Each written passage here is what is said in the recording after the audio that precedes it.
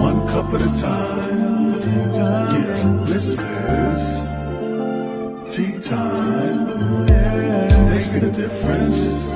One cup at a time. Tea time. So be sure to grab your tea, grab a seat, and tune in to Miss Liz. Tea time, making a difference. One cup at a time. Tea time, yeah. Tea time, time.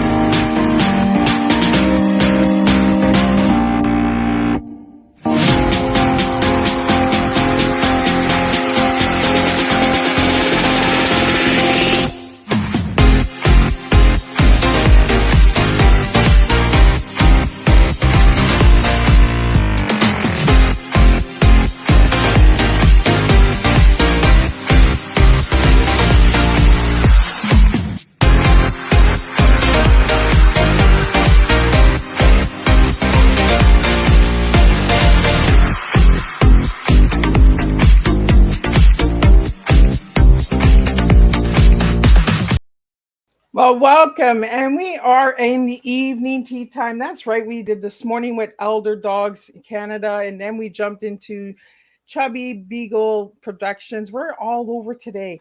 But now I have a fellow sister in the house, Dr. Theresa A. Moseley, who I got to meet in person in Detroit a couple years ago. So I am really excited about tonight's tea time. And we're going to talk peace. And everyone knows Miss Liz loves peace. So let's just grab your peaceful tea, grab your coffee, grab your glass of wine, whatever you prefer. You do not need to drink tea to listen to Tea Time. So before we get started, we'll do all the good stuff. We'll do disclaimer and a little bit of the bio, and then I'll get you to check over on my Facebook page for Dr. Theresa's bio. This woman has done so much. She is incredible. She is a huge supporter of Miss Liz, and I really am honored to have her here tonight with me on Tea Time. So before we get started, let's get all that good stuff out of the way. So disclaimer for Miss Liz's live tea show. Miss Liz myself is going live using StreamYard. Before leaving a comment, please grant StreamYard permission to see the name at StreamYard.com. Please be advised that the content brought forward for any Tea Time show hosted by myself, Miss Liz, is always brought forward in good faith. However, it may bring forth dialogue and opinions that are not representative of my platform. The facts and information are perceived to be accurate at the given time of airing. All Tea Time guests and audience participants are responsible for using their good judgment in taking any action that may relate to the discussion. The content brought forward may include discussion for some where they may be emotionally at risk. It is significant to know that this show is engaging in discussion forums only to offer and inspire awareness and connection and is not providing therapeutical advice. If you have any questions about the disclaimer or the panelist discussion, you may freely contact me, Miss Liz, through my email at bookingmissliz@gmail.com. Moving forward, should you choose to voluntarily participate in tonight's show in any aspect, I myself, Miss Liz, welcomes you. And should you decide that the show is not made for you at this time, I respect those wishes, and I'll see you at a later show at a later date and time. And again, all tea times are done on Thursday, unless it's a rescheduled tea time, which is done on a Monday and Tuesday. So now let me give you a little bit on Dr. Theresa, because this lady is amazing.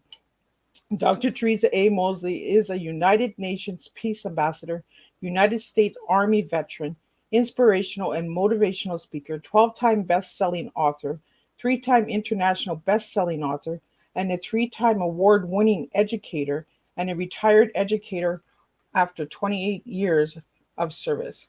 Dr. Moseley has been featured in several magazines, including Women of Dignity, Speakers Magazine, Tap In, Vision and Purpose Magazine, The Black Family, and the Call to Inspire Magazine. She has been featured in over 300 news articles worldwide, including CXO Outlet, CEO Weekly, and Voyage ATL.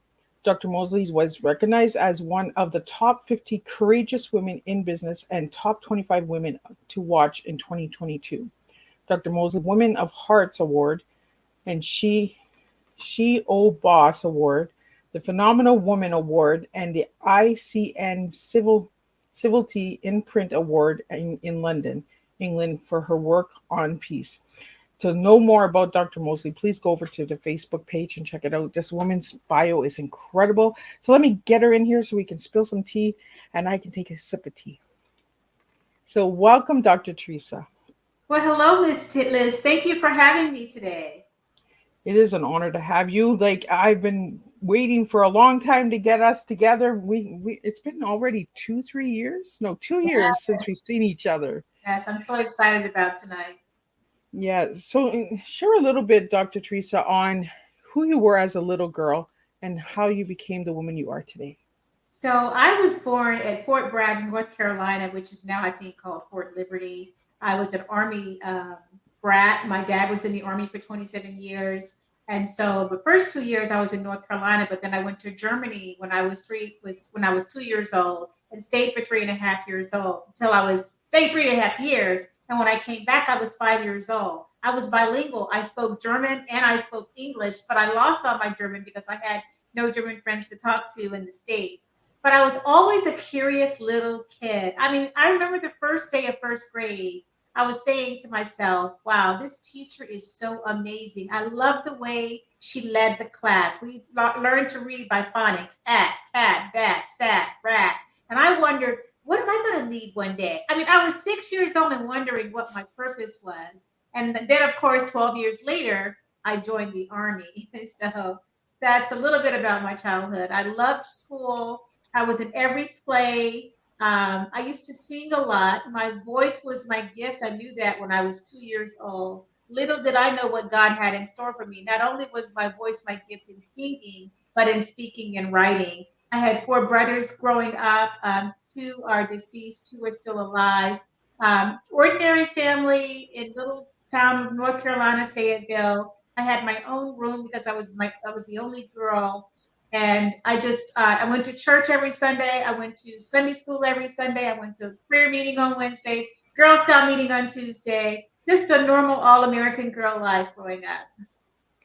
Well, and what got you into the piece, Dr. Teresa?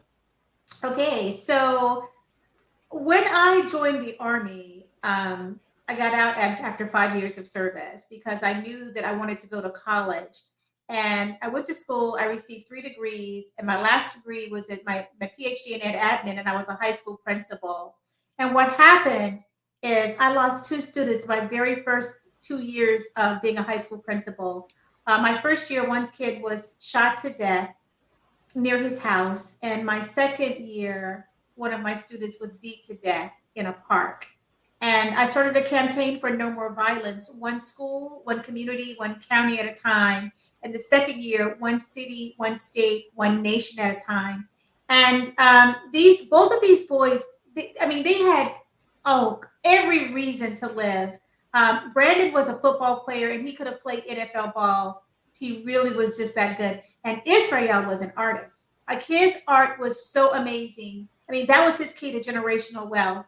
And so I said, I've got to make sure that, they just don't die. And so I think about them all the time. Every book that I write, one piece I dedicate to them.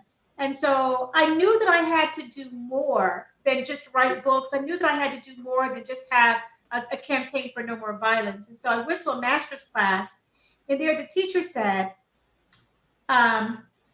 what is your gift, Teresa? And I said, I think my gift is my voice. And she said, there's 2 days that are important, that Mark Twain quote: the day you were born and the day you find out why. So what are you going to do with your gift? What is your passion? I said, I think my passion is serving others. Listen, I served others as a Girl Scout. I served others in the Army. I served others, parents, students, teachers, community as a high school principal. I love serving others. And she says, what do you think your purpose is? And that's when I reflected on my cousins that I lost to violence in Baltimore, my students that I lost to violence. And I said, I think that my purpose is to make this world a more peaceful place. And that's when I started my business, creating ambassadors of peace. So, how do people become ambassadors for peace? Okay, so I had the very good fortune of speaking in Paris, France, on how a transformational leader can lead their employees to have inner peace. And then I went to New York to another conference, and there a United Nations peace ambassador was there, and she heard me speak, and she says, "Oh, so you have a business creating ambassadors of peace." I said, "Yeah." And she says, "They call you the peacemaker, right?" I said, "Yeah, they do." She goes, "Well, how would you like to be a real peace ambassador?" I said, "What?" And she says, "Yeah." And she showed me her badge, and she said, "I can nominate you to be a peace ambassador." And so it goes to the president of WULME.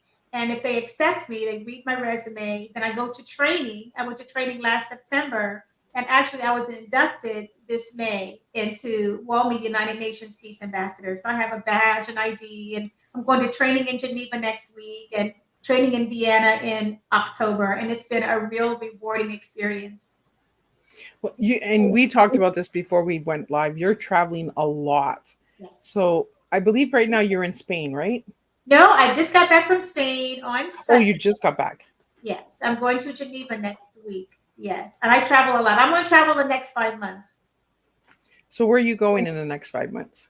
Okay, so I'm going to Geneva for Peace Ambassador training next week on the 20th, and then I'm going to Montreal, Canada for a jazz festival. I do need a real vacation. Then I'm going to Las Vegas for a conference on peace. The end of July. Then I'm going to Alberta, Calgary for another award ceremony. I've been nominated for Speaker of the Year. Then I'm going to my granddaughter's turning 21, so I'm going to take her to the Bahamas for her 21st birthday. Then I have a speaking engagement in Madrid, Spain, the end of October. Then I have an award show in Baltimore on Veterans Day, and I'm a veteran. I've won She Boss. What is it? A She Boss Award in November, and then the following weekend I'm in London back for the Women of Heart Awards, where I've actually won 2 awards this year, and I'm getting a crowning. So I'm pretty busy. Yeah. And your grandchildren are lucky because when we talked about booking you in for tea time, you were in Hawaii with your grandson. Yes, I was. Yes. So she's a loving grandma, and besides a peace ambassador. You really do travel and you really do get your voice out there, Dr. Theresa. When I met you in Detroit, you were one of the ones that really came to me, and we had our moments and we talked, and you really have been supportive ever since. So I want to really thank you for that. Oh, you're welcome. You're welcome. I have to share something that happened to me while I was cruising in the Mediterranean. I was on a cruise ship and I went to 8 different countries or cities in different countries. And there was a lady in line at the guest services, and she said, I had a Christian Dior bag. She goes, "Oh, I really like your bag." I said, "Thank you." And I gave her a smile and I said, "I like your dress."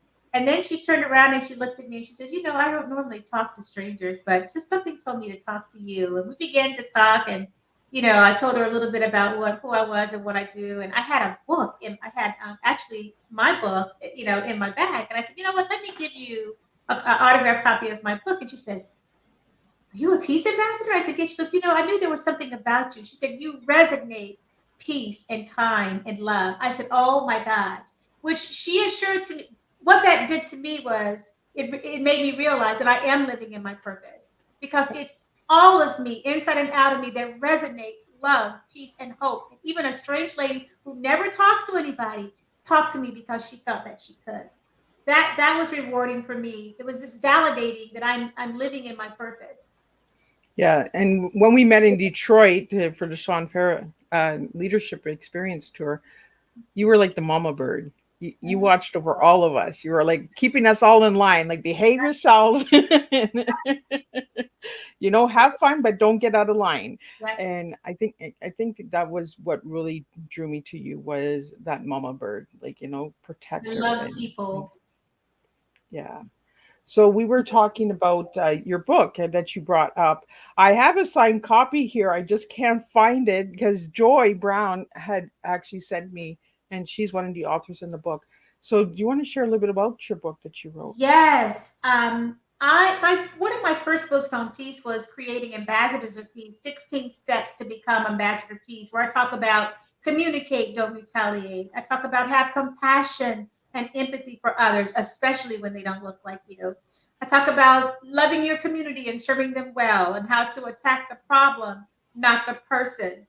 That book was really geared towards young adults, teens, high school students to give them steps to make better decisions. So something said, Theresa, you need to write another book more so for adults, people that go through trials and tribulations. So let them know that no matter what you go through in life, the reason why you have your story is that you can share it with the world, which that's what birthed this book, Passion, Purpose, Peace, the Pathway Through Trials and Tribulations. Because I truly believe that if you are passionate about something, that you live in your purpose, that you will be successful, fulfilled, prosperous, and have inner peace. So I found, through so many conferences and just meeting different people, I found about 12, 13 people that had stories to share, and their trials and tribulations and how they overcame them to have inner peace. And all of them are now successful, fulfilled,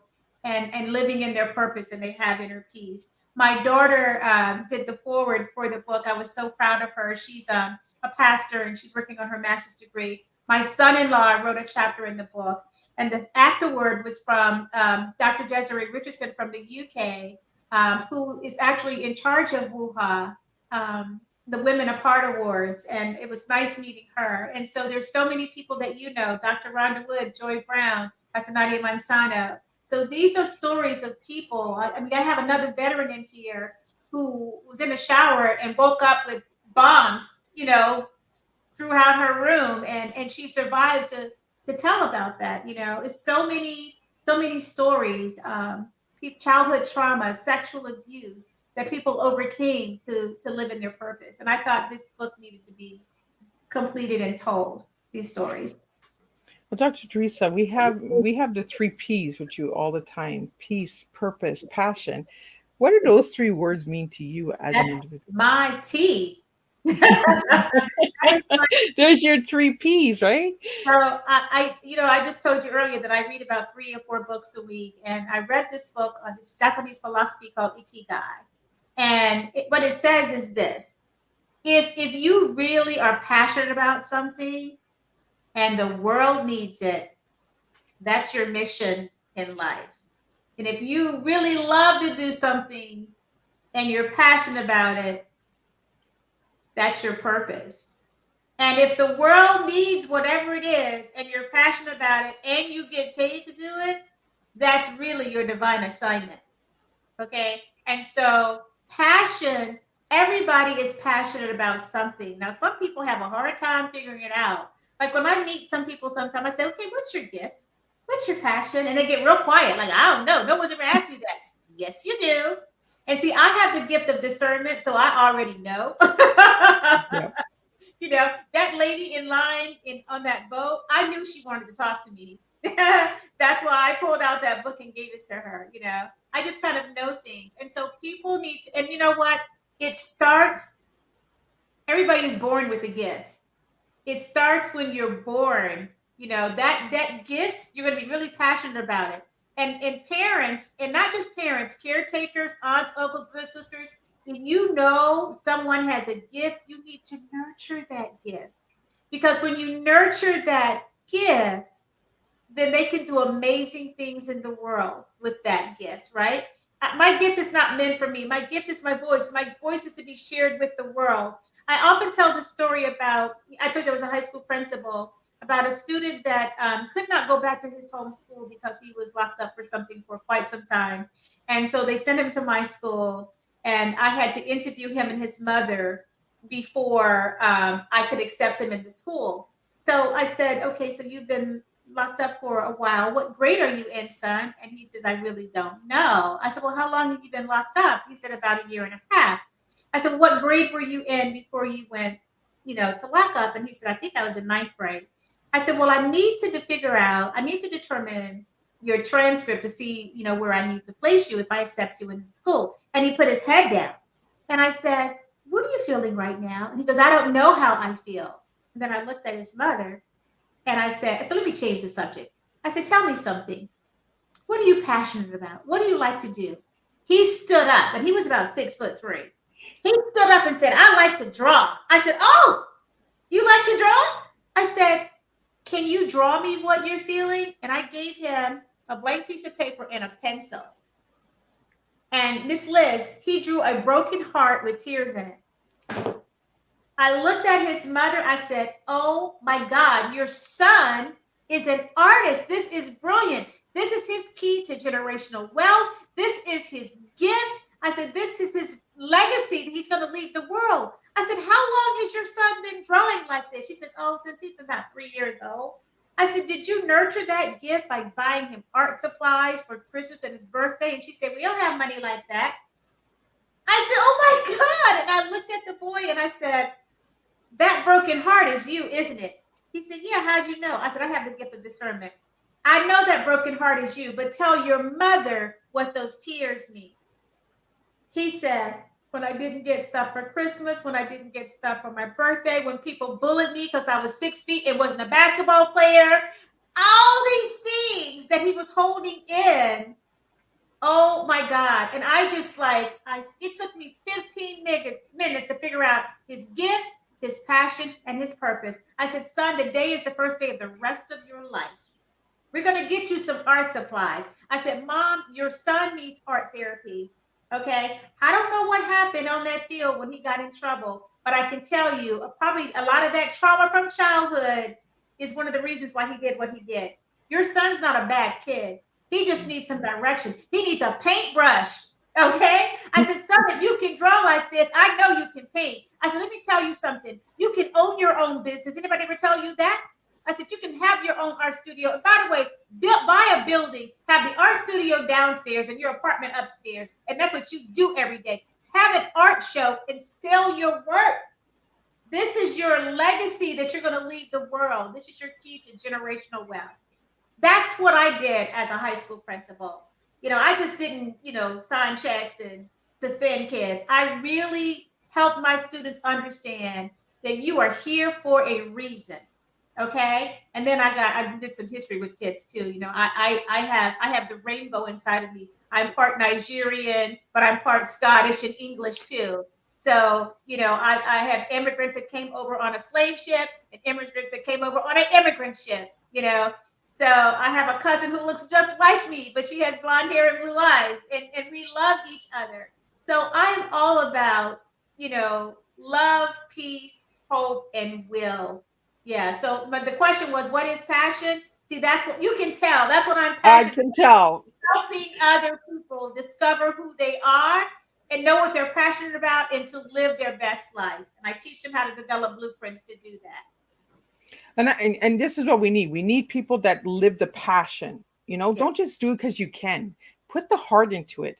And Dr. Theresa, you put the heart into a lot of things. You gave 28 years of service to all these kids. Right.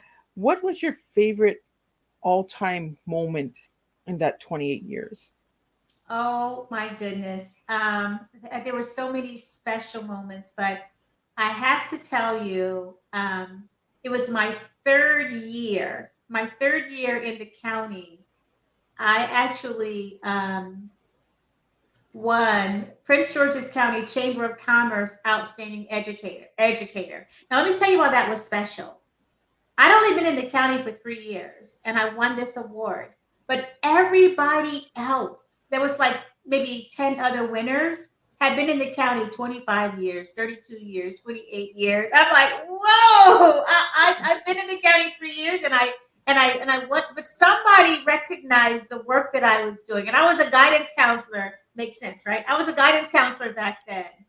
So there's been so many wonderful things, but that was one thing that I was really proud of, and it was a very proud moment. And also getting my PhD a couple of years later was another rewarding experience for me. So you were in the Army. What did that teach you, Dr. Theresa? Okay, so it taught me that I had leadership skills that I didn't know that I had. Remember when I was in first grade, I said, I wonder what I'm going to lead one day. So my high school guidance counselor was so upset with me that I had a 3.9 grade point average and I was joining the Army. Okay. But my very first day of basic training, by the way, I was a dad girl. So my dad was in the Army, so I wanted to be just like my father. Okay. My father went airborne. I wanted to go airborne. But my very first day of basic training, I was placed in a leadership role. We had to put 40 wardrobes together. There's 40 girls in a company, okay? And I think there's 4 companies that make up a battalion. But anyway, we had to put together 40 wardrobes. So all of our material, our beds were new, our wardrobes were new, and we weren't going to get any gear until we finished these wardrobes. So the drill sergeant says, you have all day to put these 40 wardrobes together, and then we're going to give you guys the rest of your gear. So as soon as he left, I told the ladies, I said, hey, we can do this in less than 4 hours. I said, how many people are good with reading directions? So one lady says, oh, I don't even have to read it. I could just look at the picture and tell you where everything goes. I said, good, I need 3 more just like her. We need to get in 4 groups of 10. The small girls like me will do materials. The tall girls, you'll do the big heavy pieces.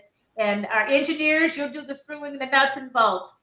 We got them done in 3.5 hours. Drill sergeant comes back and said, ladies, and we said, yes, drill sergeant. How did you get this job done so fast? And one lady said, Baby Moseley, because I was the youngest one there, I was 18. Baby Moseley gave us roles and responsibilities based upon our strengths.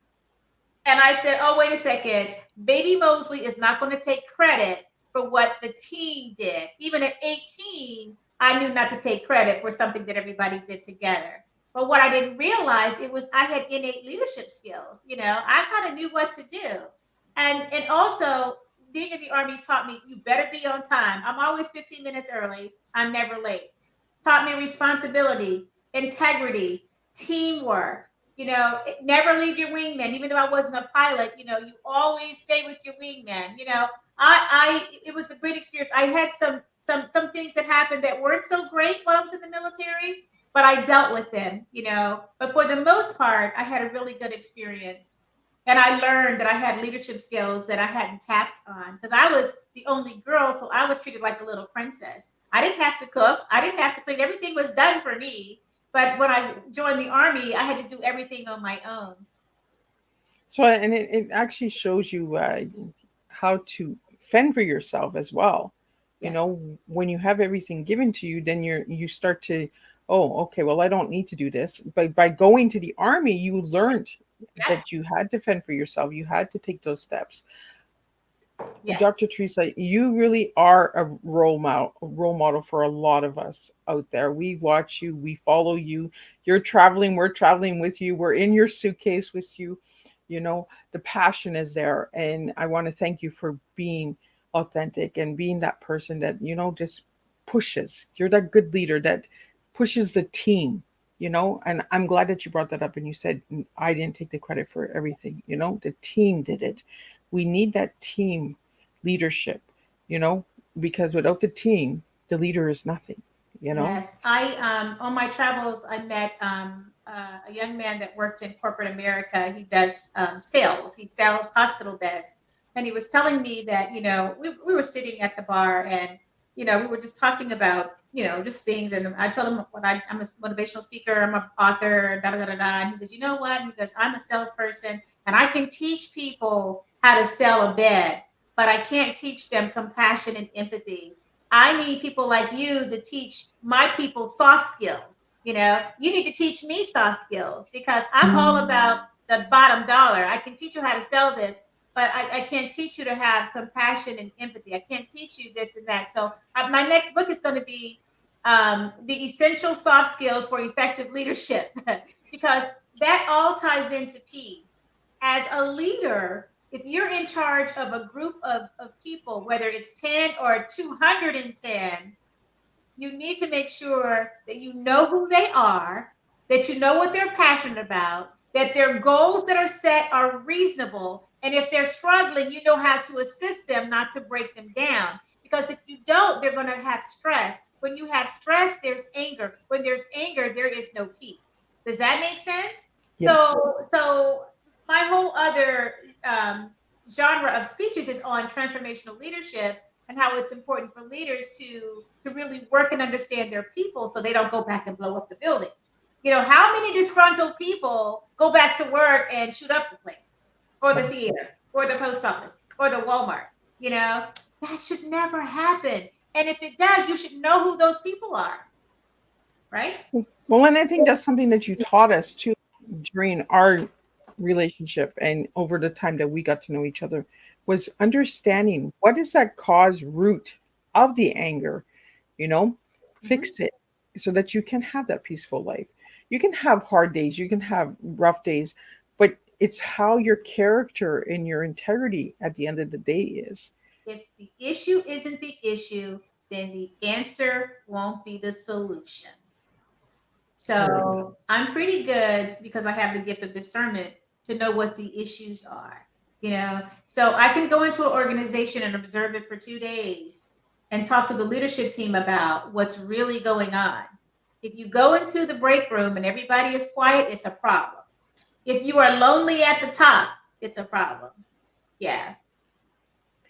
So that's why you're a watcher. You're like me. I sit in a room and I watch. I'm like, okay, we're on break. Nobody's moving. Everybody's still quiet. What's going on in here?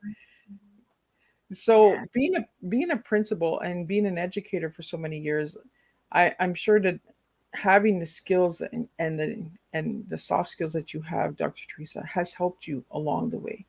Yes. Has any of the students come to you now that you're retired and said thank you for what you've done for me? I have rock star status with some of my students. I run into them in the mall. I run into them, different places. I remember, oh, this was last year. I remember because, we had COVID for about 3 years. And I went into a seafood restaurant and I was ordering my seafood meal to go. And this girl comes up behind me and she says, Dr. Teresa Moseley? And I turn around and I said, hi, because I didn't remember her. She goes, hi. She goes, oh my God, you're my assistant principal at Benjamin Tasker. And I said, oh yeah, how you doing? And she says, I know that voice anywhere. She said, you have this certain piece about you. Oh my God. She says, you changed my life because I was always on social media arguing with my friends. But you told me that he said, she said, half of it isn't real. And when you got all those girls together in that room and we started talking about what he said, she said, and nobody said nothing, made me realize that you were right. Oh my goodness. So, my daughter, I have 4 girls. My daughter Nadia is a Nobel scholar. And in 2007, we went to Atlanta, Georgia. I'm digressing a little bit, but I'll bring it all full circle. And when Klaus Nobel is the great nephew of Alfred Nobel, the Nobel Prize person. And he told all of the children, including my daughter, that you all have shown that you have academic excellence.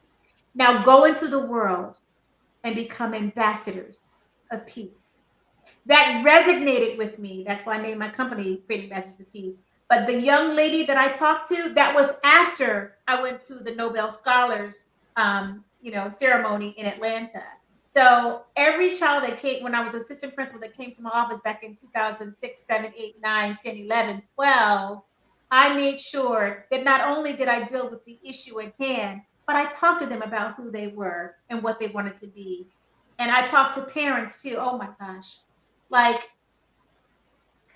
educators, it, it's not. I'm talking to educators now. I know you go to school and you get degrees, but our society has changed since 1950s and 60s when we mostly had two parents at home, and in the 70s the divorce rate was rapid, like 50%. And now it is our responsibilities to make sure that our children are safe in our classroom, that we nurture their gifts, we find out what their gifts are, and that we give everybody an equal opportunity to have an education. Just don't call on the smart kids. You know what I'm saying? Yeah. Like, it is our responsibility to make sure that the kids that leave our classroom are healthy academically, socially, and emotionally. I'm just saying, I'm putting that out there. Things have changed. So you just don't give a test, teach, and do grades anymore. Get to know who your children are. And that's what I love about you, Dr. Teresa, is you when I met you, that was the message that you put out there. Don't just go for the smart kid. Don't just go for the kid that's always winning the first prize. Cheer on that child that's coming in last, because they still finished the race. They still did the assignment. They still showed up, you know. We really have to start bringing empathy to the forefront and say, you know what, you matter too, you know. Yep. And and that's what you do, is you have that time and you listen and you notice things and you're like, aha, tell me why you do this, why did you do that, you know, and you figure it out and you're like, now this is what I see. And you kind of talk through it, and then they see and we see, you know. And the And I think that's what we need, is we need more women like you, Dr. Teresa, where you are straightforward and you're like, you know what, we really need to shape up and we need to start putting our heart in it. I remember when I was an assistant principal at Walker Mill Middle School, one of the students came up to me and she says, I noticed something about you. I said, what's that? She says, you hang out with the bad kids. And I said, there is no such thing as a bad kid. But I heard what she was saying, because what it was, I was new there and I wanted to get to know all of the kids. And the smart kids, they're going to come and introduce themselves and tell you all their dreams. But the kids that get in trouble all the time, they're going to avoid you. So I made sure that I met everybody and talked to everybody. I remember when I was at Forestville High School as a guidance counselor, sometimes teachers, well, sometimes some teachers, they like to talk about kids. Oh, that family. Oh, that boy right there. And so I heard them talking about this child, and not saying so many good things about this child. He's got anger issues. So I made sure when I saw that young man that I said something positive, because all he heard was negative stuff all the time. So, and we have to go into the cafeteria in the morning, right? So he's in the cafeteria. I said, "Hey, how you doing?" He said, "I'm fine." Like his guard is up. Like, okay, what you want with me? I don't want anything. I just want to say hi. Okay. So the next day, I found him again. I said, "Hey, how you doing today? What you do last night?" Right? I'm good. Now he's giving me the side eye. Like, why is she talking to me? Right? So this went on for like maybe a week or so. And then I stopped looking for him, right? And then he started looking for me. Hey, how you doing? I said, I'm good. How are you? And so we just started talking and talking.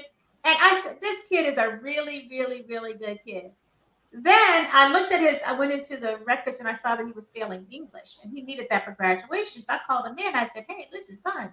I said, you're failing English, I said, what's going on? He says, that's my first class in the morning, and I fall asleep in that class. I said, why are you falling asleep? He said, because I have to stay up at night because my parents work, and I don't want my siblings near the window because in our neighborhood, there's a lot of gunfire at night. I said, oh my God. I had no idea, that there was a neighborhood with gunfire every night, right?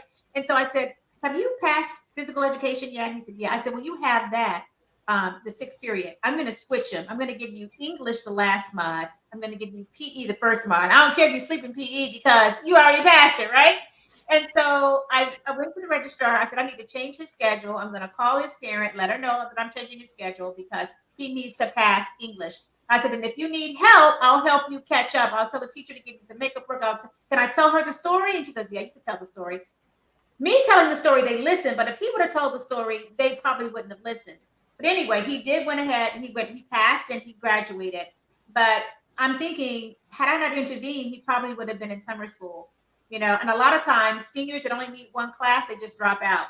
They don't come back. But you see what I mean? Yeah. This kid, they said he had anger issues. The kid was tired. He didn't get any sleep and you're bothering him, So that's why you have to find out what everybody's story is. And don't make assumptions. Listen, I'm Theresa Moseley, but I'm totally different from Andre, Bob, June, and Larry. I mean, we all had different work ethics. If I brought home a B, I was upset. I mean, I had to make straight A's. I just thought I just had to be perfect. But if Larry brought home a C, at least you didn't fail. The standard was kind of different from my brothers and me. I mean, they expected me to do, really well. But with that said, once again, teaching kids and working with families, I really miss that, but I still work with them, but on a different kind of level now. And you'll never know the difference you're making in the life of a child. And remember I told you that everybody has a story and you should write about it. When I was in ninth grade was junior high school for me because high school was 10th, 11th, and 12th grade. That's the year my brother died in a car accident, graduation night from high school. I dreamt about it before it happened and didn't tell him. So I thought it was my fault. I mean, that really, I had some really trauma behind that. So one night I was praying to God, like, just let me go ahead and die. I can't commit suicide because I just can't because I'm a Christian. But you know what? Just let me go be with my brother. Just go ahead and take me while I'm sleeping. And when I woke up the next day, I said, okay, God, I'm still here. What's up? God said, this is not an audible, but inside of me, he said, Theresa, write what you're feeling. So I wrote a 6-page letter and I wrote it to my teacher. My teacher's name was Cal Kuntz. You don't know Cal Kuntz, but some people do. Cal Kuntz pitched for the Mets in 1971. He retired because he had an elbow injury. Now they have Tommy John surgery to get back to work. So he was from Fayetteville, North Carolina. He was my science teacher. After I wrote that 6-page letter, I didn't give it to him because I felt better. That's when I learned that writing was cathartic. And then my great grandmother, who I told what happened, said, T, it's not your fault. It was his time to go, whether it was a car accident or Vietnam, it was his time to go. It is not your fault, but you do have a gift. You know things that normally people don't know. Learn how to use your gift to help other people. My great grandmother was a sage. She was very wise. But here's the thing. I had a close relationship with Cal Kuntz. He tutored me in Spanish after school. We used to sing together. I'm probably the only person to know that Cal Kuntz was a baritone. So whoever knows Cal Kuntz knows I'm telling the truth. He could sing.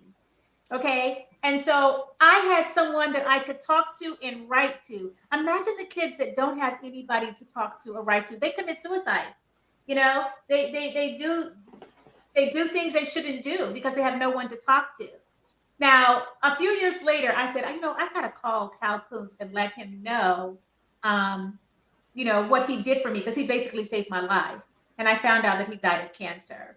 And so I said, anytime now that I feel something, I'm going to act on it. Number one, but I'm going to give people their flowers while they're alive. And speaking of that, one of my co-authors, Marwin Strong, um, uh, he was a co-author in this book. He passed away on April the 4th this year, suddenly on Instagram. The day before he passed away, he posted that my dad, I miss you. You taught me the ropes. Rest in peace in heaven. And the next day he passed away. So I dedicate this book to Marwin Strong. And Marwin Strong, if you don't know, was a basketball player and gonna play in the NBA. And somebody drugged him in Charlotte. He was in a coma for a year. He actually died and wrote a book called Back from the Shadow of Death because when he died, he went to hell and talked about it.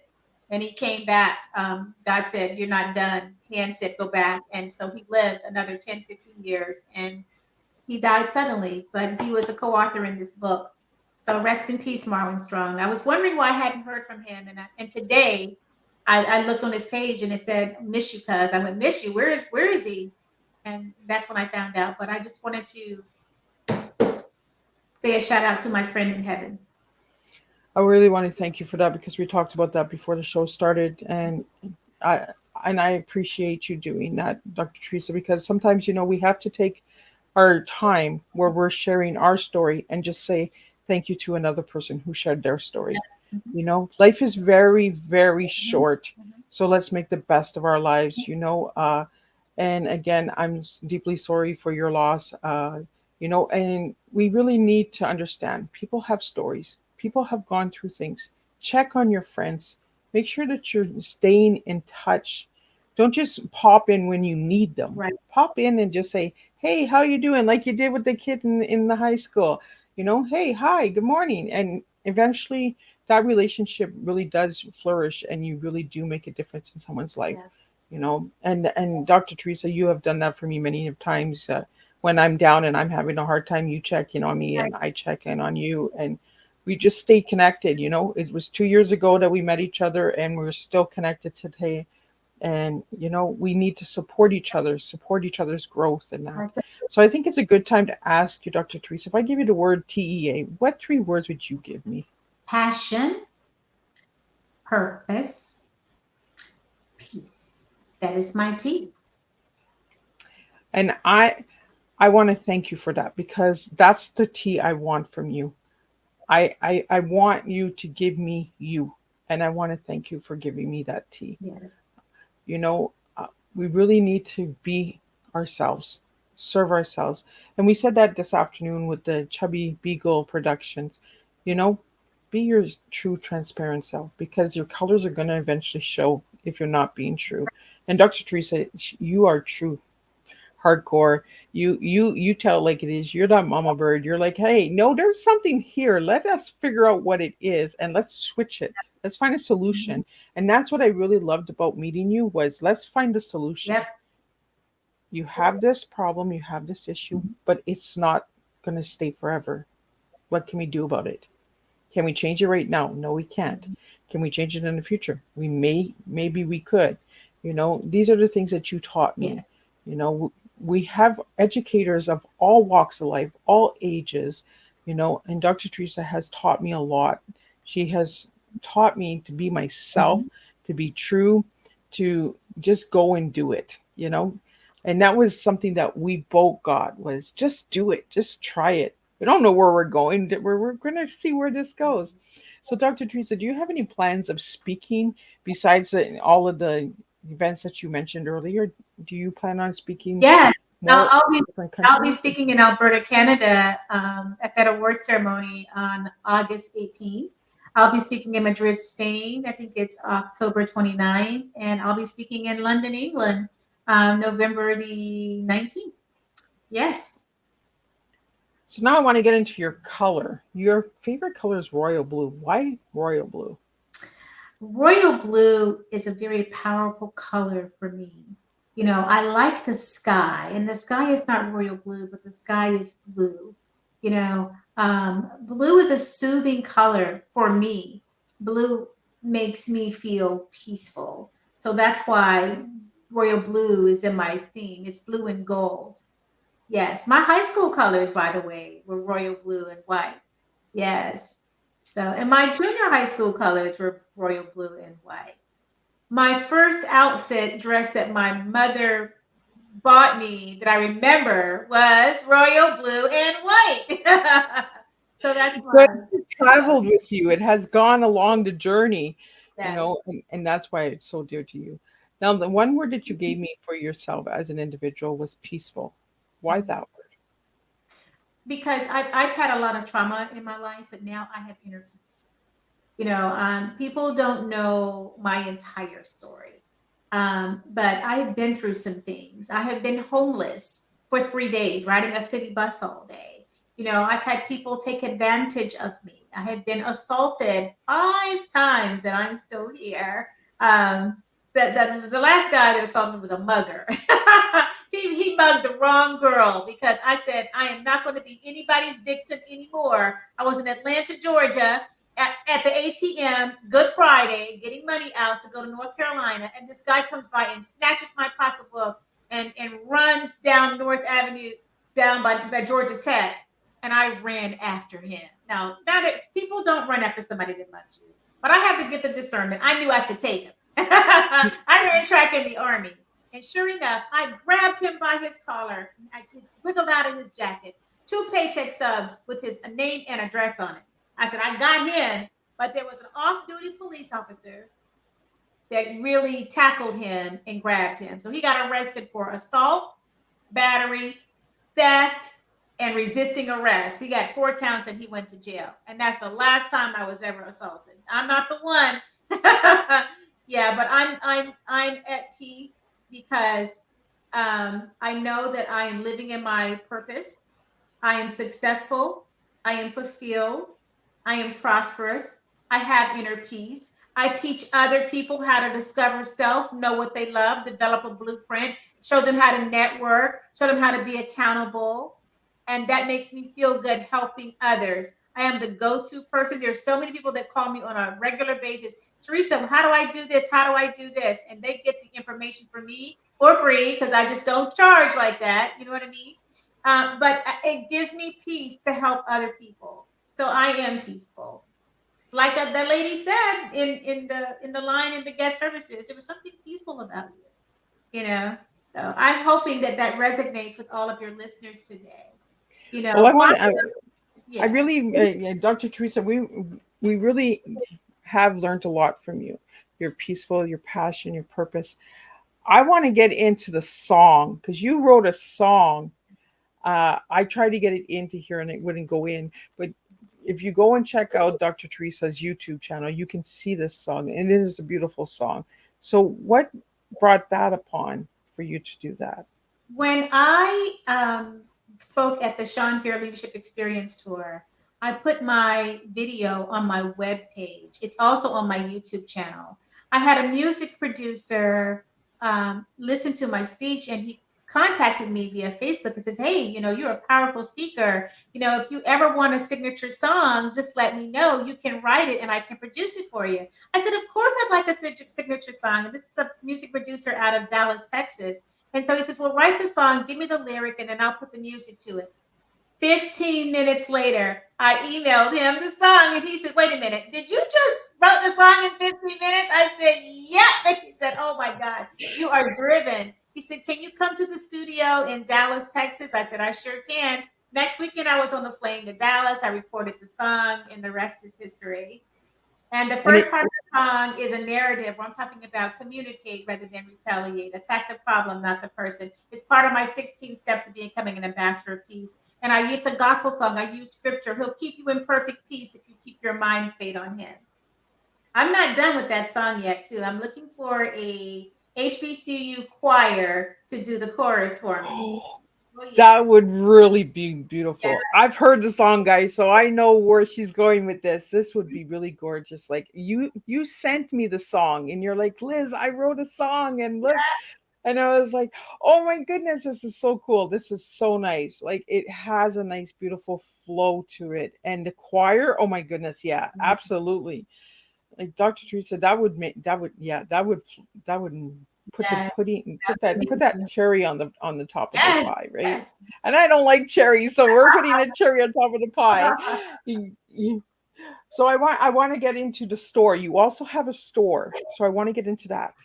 So if people go to your website, how can they find more When about the you go to store? my website, creatingambassadorsofpeace.com, I have lots of breadcrumbs. I have my bio, I have my bookstore, I have an event page, I have a media page, and the last breadcrumb is my apparel store. I actually have this coffee cup, Creating Ambassadors of Peace. I have t-shirts with positive messages on it. I have a hoodie, kids that like the hoodies in different colors and different sizes. I have a tote bag, and I'm going to have some more stuff in this store really soon. I'm going to have a Passion Purpose Peace candle coming real soon and some bookmarks. But you can just go to my website, order anything you'd like, and it'll come to you directly. Oh Yeah. well, that is truly amazing. Like I was checking out that store. I was like, "Oh my goodness, this is so cool. I like this." And I like the bookmarks because we don't use bookmarks. Yeah. That's something that really needs to come back is Yep. bookmarks. Yeah. I need them because I try to read 3 books a week. So I needed my bookmarks to keep me. Yeah. Yeah. I used to be that girl that used to bend the edge and then I'd be mad at myself because I'm bending the book. I'm like, no. And then I would just put like a popsicle stick or something in between and then, you know. Uh so any final words before we wrap up your tea time? Yes. First of all, I want to thank you. So I've been looking forward to this for the last like 4 months. Thank you so much for having me. And I always end my speeches, and anytime I'm talking with someone, I always say peace and blessings. But I have an original quote that I wrote in 1992, and that is, "Life is but a short road to our ultimate destiny. Make peace, have compassion, and learn to love before you get there." Peace and blessings.